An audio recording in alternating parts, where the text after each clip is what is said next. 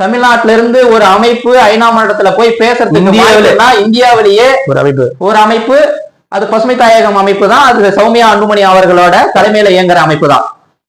பசுமை தாயகம் என்ன சாதாரணமா நினைச்சிட்டீங்களா? அதாவது லட்சக்கணக்கான மரக்கன்றுகளை நட்டவங்க, ஆயிரக்கணக்கான ஏரிகளை தூர்வாரினது அவங்க தலைமையில. ஏதோ சாதாரணமா பேசுறீங்க, அவங்கள தோக்க வச்சிட்டேன் அப்படின்னு சொல்லிட்டு அந்த பாப்பா பேசுறதெல்லாம் வந்து நீங்க வேடிக்கை பார்த்துட்டு கேக் வச்சு கொண்டாடுறீங்க. அப்ப உங்க தலைமையில தான் நடந்திருக்கு. அப்ப உங்க தலைமையில தான் நடந்திருக்கு. உண்மைதானே? ஒத்துட்டு போங்க. ஆமா, நாங்க நேரடியா தான் எதிர்க்கிறோம் அப்படின்னு சொல்லிட்டு ஒத்துட்டு போங்க. நேரடியா நாங்க களத்துல இறங்கி நாங்களும் போராடுறோம், நாங்க சொல்றோம். அப்ப உங்களோட மண்டவாளம் தண்டவாளத்துல ஏறும். இளைஞர்கள் புரிஞ்சுக்குவாங்க யார் தமிழ் தேசியம் பேசுறவங்க அப்படின்னு சொல்லிட்டு. ஏதாவது வெளியில இருந்து உடனே இந்த என்னது இந்த